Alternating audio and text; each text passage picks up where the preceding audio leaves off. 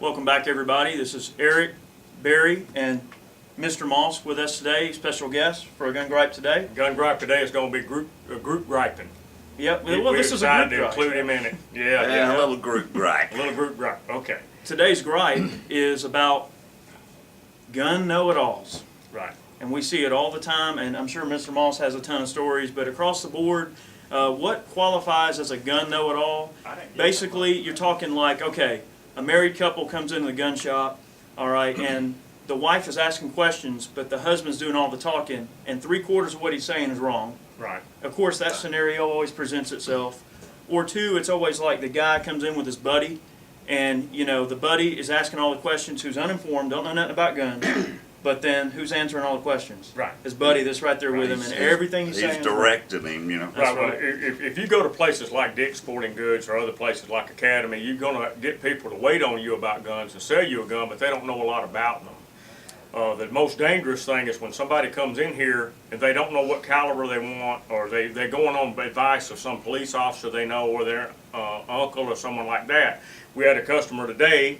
He wanted to buy a Glock 9mm, and his buddy the whole time was saying, a 9mm won't hurt nobody, 9mm won't do, you need a bigger gun, blah, blah, blah, blah. And the boy had already made up his mind what he wanted.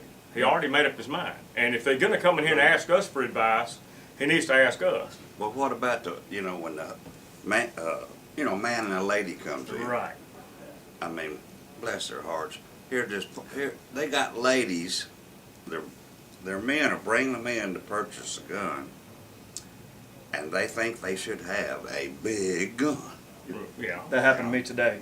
Yeah. Yep. And they can, first of all, they can't operate it. That's right. Right. Well, yeah, I we mean, you can show them how, but it's hard. It's hard for me to operate one. well, it is. We had a couple come in earlier today, and the fellow kept going, "Oh man, you need to get that 44 Magnum Super Red Hawk double action." Right. And What's he go hunt? Bears in Riverdale? Well, here's the thing, though. I mean, he's recommending that for the lady. Right. Now, granted, I know my share of ladies that can handle a 44 Magnum, no problem.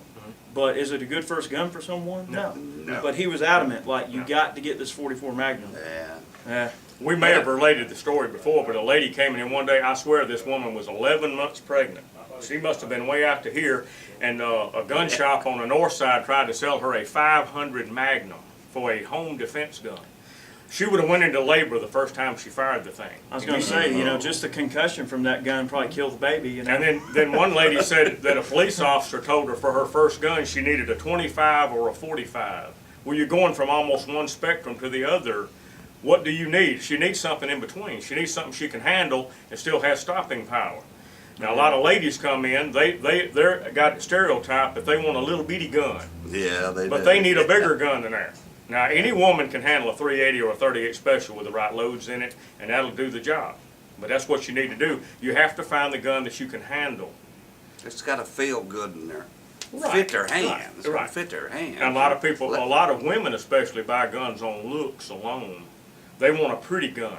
Even though it may not be any good, they want a pretty gun. And it's always funny how the guy always has to convince them that the pretty gun's the gun they need. I mean, you'll see some guy that'll come in and say, "Oh, you need," it could be two identical models, and the only difference being the color.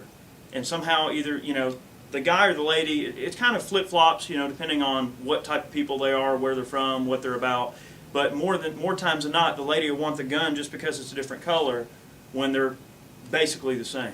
Right. And one of the ones that really gripes common. me, right, and one of the things that really gripes me a lot, and this is a big gripe, when people come in and they'll take up like half hour of your time, which, I don't want to come off as sounding like, we're here to provide customer service, we're here to make sure people are finding what they need, and they're getting the information they need, and I would not ever want to make it sound like we don't enjoy our customers. Or It's we're not trying that. to snub you away. No, we're not trying to snub anyone away, but anybody that works in the gun business will relate to what I'm saying, and they understand this.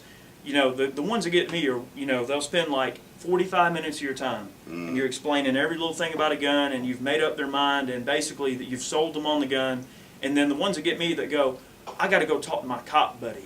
Yeah, I got to go talk to I got to go talk to my cop buddy about that. And then, the cop buddy is always the one that's going to tell them the exact opposite of everything that you've explained to them. Whatever you told him, that's Right. not right. And then they're so confused that they decide, I want to mess with it right now, or I don't want to get a gun right now. And they basically talk themselves out of the purchase after they've Yeah. wasted an hour of your time. Well, let me tell you, something happened to me a couple of weeks ago. We just had opened the door, 9:30. First customer in was a young man and his boy, real pleasurable people. And I picked them up and started with them, And I spent 2 hours with them. I showed the gentleman gun after gun after gun, and was happy about doing it. I mean, he had his 8-year-old boy with him, and that little kid was awesome, man. He could talk about a gun. He Yeah. could tell you things. He sure could, man. I've seen 8-year-olds that had a lot more gun savvy than these 50-year-olds. I was so impressed with that Oh, yeah. boy. I talked to him. I liked the little fella. That's right. But we looked at guns. I showed him whatever he wanted to see, And it come down to it that I like these two. I think I'm going to get them, So I let him think a little bit, let him look around, thinking a little more. And somebody came in the store, and he knew him and said something to him, They talked, Now, I was with the man for 2 hours. 2 hours gone. Took him which 2 minutes to talk him out of it. And a person that came in and another customer and talked with him, they were, hey, that's what they do, socialize when they come see us. We're happy people. Everybody comes in because they like us. And before I knew it, this other gentleman had talked him into 2 other total different guns. Right. That I hadn't even showed him. That's Right. Right. And he says, I want to buy these 2. And, well, hey. Man and woman came in a while ago. He wanted her to buy the little pink Taurus 380. Yeah. And she talked him into. She said, "No, I want the 38 revolver. This all black. I don't want the pretty gun." But he wanted her to buy that gun because it was raspberry colored on the bottom. That reminds me, what Mr. Moss was talking about reminds me of a story that's actually related to Moss Pond. Okay, I remember I was probably like 19 years old, and it was probably like very short after I'd purchased my first gun overall, and I came in and I'd bought a few guns from Mr. Moss. Yeah. And I came in one day, and I remember I was about 19 years old, and Mr. Moss had a whole rack of K31s that he bought. Yeah, I remember those. And this fella was in here, and I think inside of about 5 minutes, I had him sold on a K31 and 2 bricks of ammo just from telling him about the gun and talking to him. And I showed him how to break the bolt down. And I think it was neat that, that was my first sale when I was 19. Right. And I sold that K31 to that fella. Right. Well, yeah, we So appreciate it. sometimes, the point being is that like sometimes knowing what you're talking about, it can be beneficial to the situation.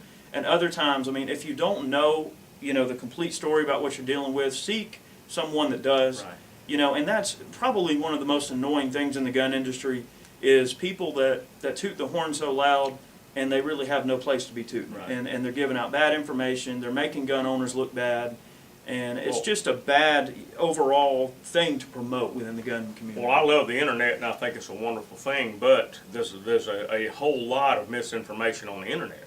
You can't believe everything. You can't believe everything. But you see on it. Eric and I and Mr. Moss and everybody that works on these videos, we try to be truthful with you and honest with you. If somebody asks me about a gun, I'm going to do the best I can to sell it to them or whatever we need to do. And we spent hours and hours with one customer, and there's nowhere in town that I know that'll do that. Yeah, not in our area. Not in our area. Yeah. We don't sugarcoat anything either, though. No.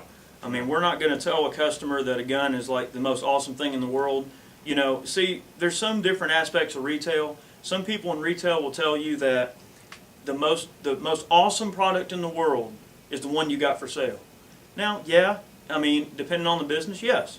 But in our type of line of work, we don't gain anything by selling somebody something that we don't know is not a good product. And if we get a batch of something in that we don't like, we'll send them back. We'll call them back and say, look, these things suck. We don't want them. I'm not putting my customers in this gun if he's not Right. happy with it.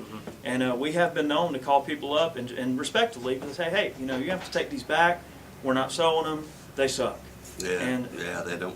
it's touchy. It's very touchy because on our end, I mean, we have to have good relationship with our distributors and all the people we get our guns from. So it's kind of a touch and go situation. I mean, in terms of us selling stuff we know is good, I mean, there's a lot of personal risk that's involved in that. I mean, if we buy, let's just say one to check out, we take it out, we do a video on it, you guys benefit from the video. If the product's no A lot good, of different liabilities Right. involved in that we have to sustain, you know. You have minimum coverage and you have maximum coverage. It depends on how much coverage you want. Now, if you want minimum coverage, get yourself a High Point. At least you got some insurance, Right. you know. But if you want It maximum, works. you know, in the gun industry, it's one of the few industries left. You still get what you pay for, basically. and it's cut and dry. And that's the bottom line. I mean, you know, now going back to know-it-alls, I mean, it's one of those things that generally across the board, I mean, you're going to see all types. Like I said, there's the husband and wife team. There's the cop buddy. Right. You know, that's one of the typical arrangements. Of course, you know, it'll be two guys that come in, and you don't find out until about 3/4 of the way through the conversation that the guy standing next to him is a police officer. And because he's a police officer, automatically everything you say is like wrong. And then, you know, he's going to let you give your spill, and then he's going to spend about 1/4 of the conversation going, well, yeah, that's true, but then not. And it's just like, please, dude, you know, we deal with that so much. Oh, yeah.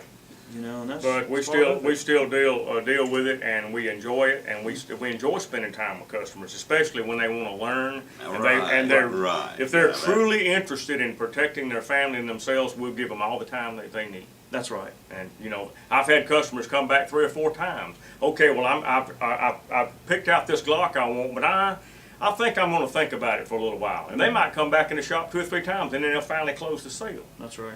But they, you know, like I said, you have to pick up whether you want minimum or maximum coverage on your family or whatever. And when you're buying guns, it's best not to skimp on something like that. But there again, everybody just can't afford a $500 or $600 gun. That's right. So- Well, I mean, a point in case that I run across with a person that I knew, you know, and him and his wife, they was in the store looking at guns, you know, and he happened to tell me, you know, well, I'd given my wife this Derringer. I won't mention what it was, but it was a Derringer, and she had carried it in her purse. Never shot it. Yep. Got it out one day to try to shoot it, and the hammer wouldn't come back. Right. And it was, if it might have been a little higher class gun, it might have performed. Right. Right. But And that's another thing Mr. Moss brought up. People buy a gun and load it up and take it home and throw it in their dresser drawer, and they automatically assume that it's It going to work, works. and it may not. yeah, We have problems with brand new guns from time to time, and there's all the time guns are recalled all the time. That's right. So we get recalls on guns, and you should take a gun before you ever even think about defending yourself. You need to take it to the range and fire at least 50 to 100 rounds out of that gun. Well, you know, bear in mind also that in Loosen some it of up. Right. in some of the larger makes, well, I'm not going to mention any names. They know who they are if they're watching this video, but several of the major manufacturers will incorporate rolling changes into their gun designs. Now, what that means is, for a given serial number range, they might have had a score of problems that they know about, but they're not going to make an announcement. They're just going to change it quietly and fix it along the way, and then deal with those problems as they come back. So Right. that's why it's important. No matter how high-end the manufacturer is or whatever, always take a gun out, test fire it, make sure it's working properly, test it with the load you intend to use, you intend to carry. And again, that just goes back to just prudent and proper ownership of guns. Right. So yeah, that's part of the owner, you know, if you ever being have smart questions with it, you know. Right. or any problems at all, feel free to call us. Numbers on the screen here. If you have any questions, like I say, give me or Barry a call. You can call Mr. Moss, Michelle, any of us. We'll be happy to help you. And you know, we'd love to have your business. If there's anything along the lines you ever need, we'll be happy to help you. So I think that pretty much concludes it, though. I mean, Right. it's a cut and dry subject. I know we kind of went on a few other tangents, but generally the know-it-all is, you know, We used to call One of them, in those the things. '80s, we called them gun shop commandos. Gun shop They know just enough to get themselves hurt. Yeah. So yeah. you have to deal with that too, so. Yeah, But there again. self-proclaimed Right. gun shop Right, expert. right. But in retrospect, if you buy a gun, especially for defense, test the gun out.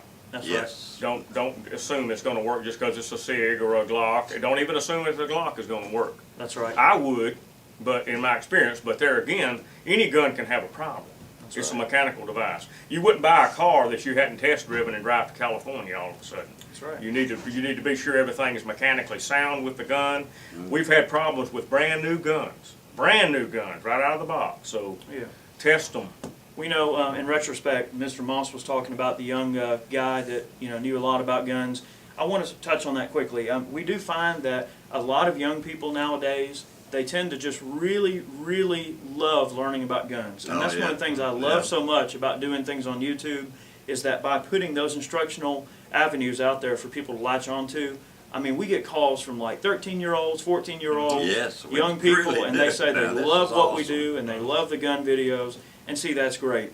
That is going to relate to a gun gripe that's coming up in the next few weeks. I'm not going to divulge that concept yet, but it's going to involve young people and guns. Right.